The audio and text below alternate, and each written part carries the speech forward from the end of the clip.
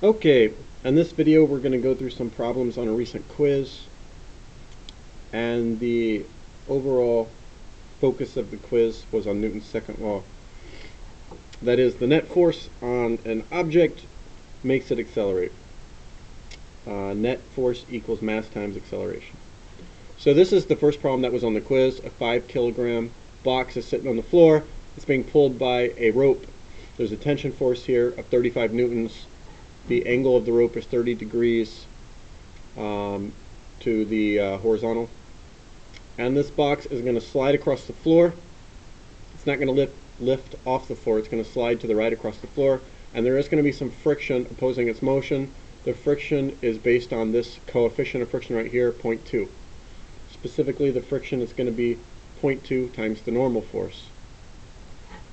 To tackle a problem like this, first off, we can find the weight of the box. Weight just means how hard gravity pulls down. How hard does gravity pull on a 5 kilogram box? Well, on Earth, it's 5 times 9.8. If we round 9.8 to 10, we get an approximate weight of 50. So 5 kilograms times 10 meters per second squared instead of 9.8, we get a weight of about 50 newtons. To find the other forces on the box, as we did on the quiz, we need to take the tension force and resolve it into components. Okay, and so we take that force that is at an angle and we think about it being equivalent to two separate forces. Instead of someone pulling at 30 degrees with the rope, two people could separately pull to the right and up, and it would have the exact same effect. So we're going to pretend like that's what actually happened. Someone pulled to the right, someone pulled up, and it had the same effect as this pull at 30 degrees. And thinking about it this way makes the math easier. So this forms basically a right triangle here, with this little angle inside being 30 degrees. We use trigonometry to figure out these two sides. This side right here is the length of the hypotenuse, 35, times sine of 30 degrees. That comes out to 17.5 newtons. This side right here is 35 times cosine of 30 degrees, which turns out to be 30.3 newtons.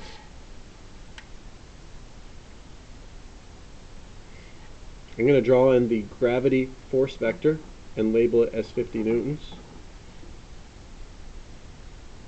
Now there's got to be another vector pointing up.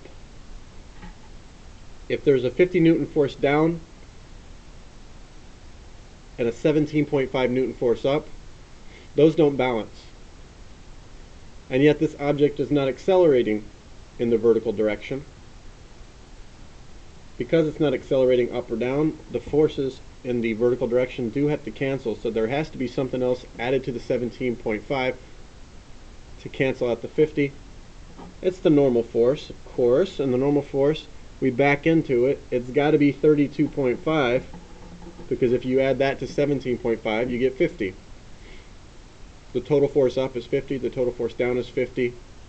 Those forces are balanced, the object doesn't accelerate up or down. That's how we figure out the normal force. We back into it, figure out what it has to be. To find friction, we use an equation that points out something that should be pretty intuitive, and that is friction is proportional to the normal force. The harder the floor pushes up onto an object, the more friction there's going to be when someone's trying to slide that object against the floor or across the floor. So friction is equal to some constant times the normal force, and if we're told the constant is 0.2, 0.20 times the normal force. The normal force we just figured out was 32.5 newtons. Then what is 0.2 times 32.5? Turns out to be 6.5. So friction is 6.5 newtons. Friction acts opposite the direction of the box's motion, so it's 6.5 newtons to the left. And I could draw that force vector in.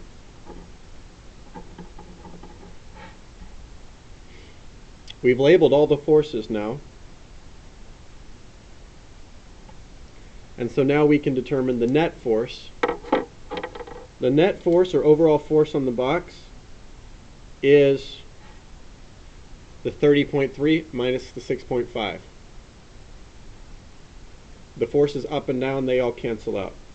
What doesn't cancel are these two.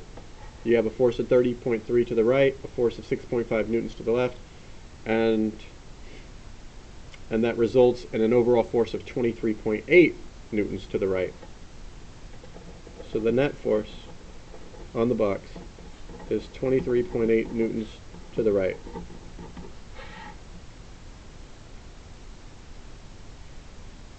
To find the acceleration of the box, we use Newton's second law,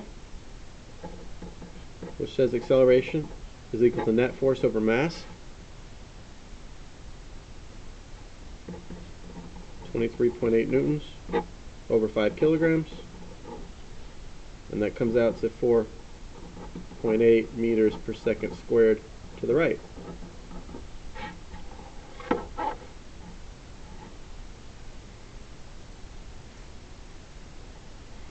It would be good to practice this. I would like you to practice this if you want to by trying this problem right here.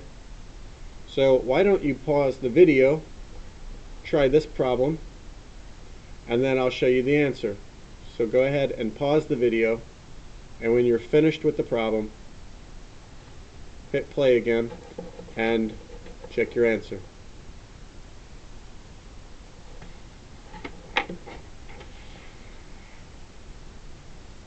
There's the answer right there. All the forces labeled, with that tension force being broken down into two components.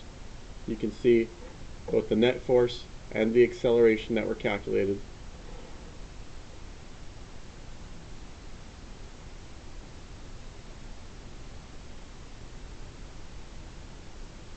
Okay.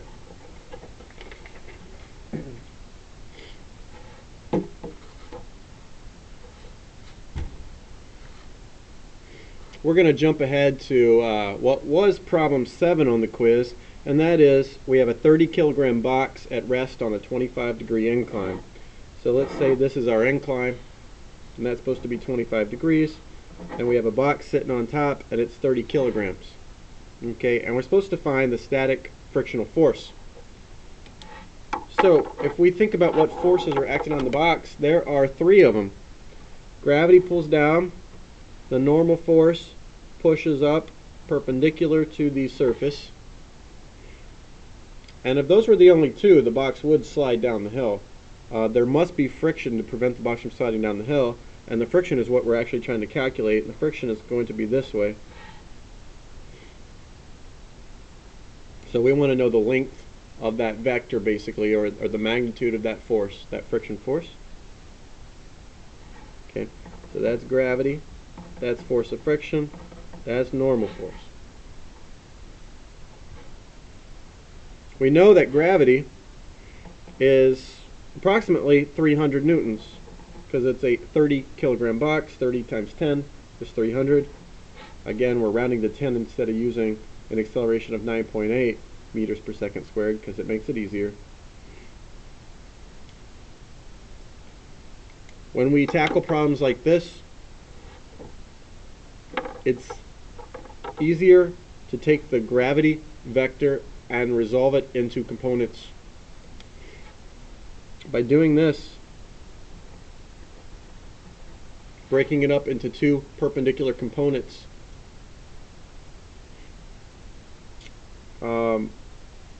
it allows us to solve the problem in a much easier way. I picked 2 components that line up with my other 2 forces. Again, gravity actually does pull straight down. It doesn't pull this way and then this way, but it's equivalent. So we could pretend like gravity pulled this way and gravity also pulled this way. And it would be the same as if gravity pulled straight down, which is what it really does.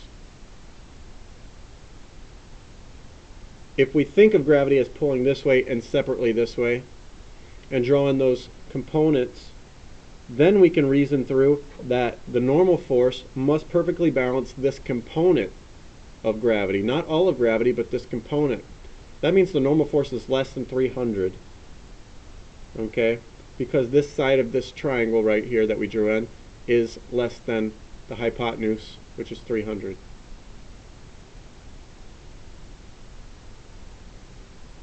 The normal force has to balance this one out, otherwise there would be some acceleration either up or down in this direction, I should say. Likewise, for the box not to be accelerating, the friction force has to perfectly cancel out this component of gravity. So as soon as we figure out what this component of gravity is, we know the friction force. This component of gravity is equal to the length of the hypotenuse, Fg, times sine of our angle, that is 300 newtons, times sine of 25 degrees, and that comes out to 127 newtons.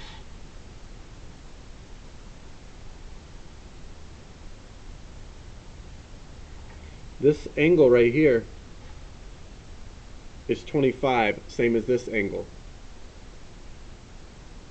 And it's Fg sine of 25 because this side of this little right triangle that we drew in when we are finding our components is the side opposite to the angle. And when you deal with sides opposite, you use sine from SOHCAHTOA.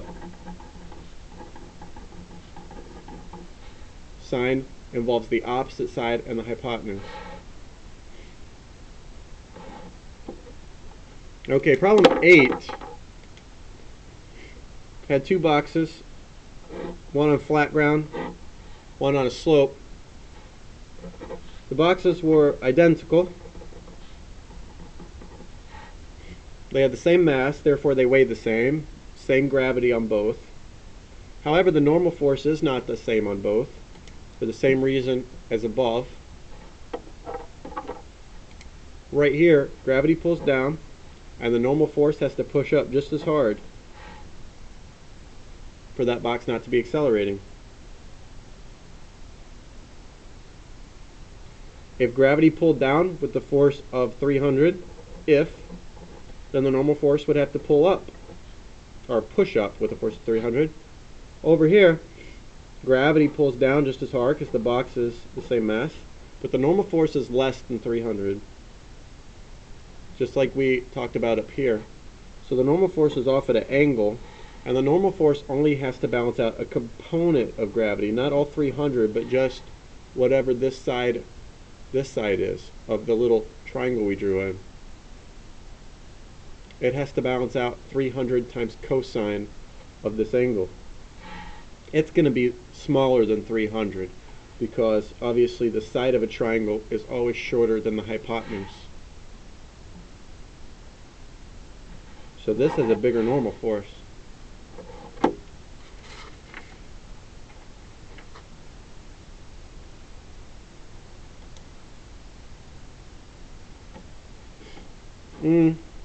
I'll tackle one more problem before wrapping up the video, and that's back to problem 2, which we skipped.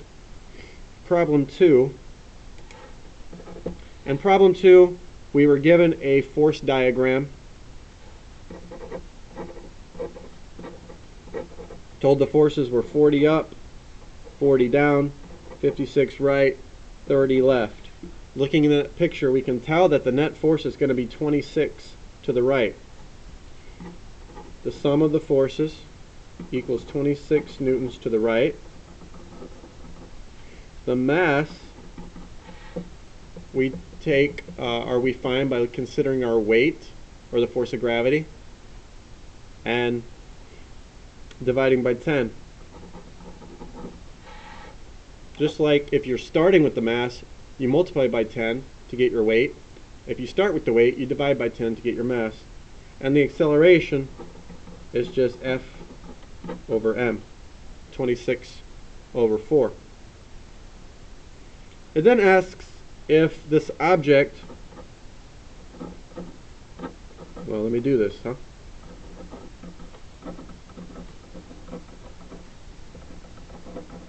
If the object actually has this acceleration, how fast will it be going after 4 seconds if it starts from rest? Okay. If something starts from rest and every second it gets faster by 6.5, then after 1 second it's going 6.5. After 2 seconds it's going 13. After 4 seconds it's going 26 meters per second. And so that would be the answer. How fast is it going after 4 seconds? It would be 26 meters per second. If you're trying to think of what kinematic equation that is, it's just final velocity equals initial velocity plus AT. But you don't really have to plug into an equation for this if you just realize what these terms mean. Okay. We'll wrap up the video for now. Hope this helped.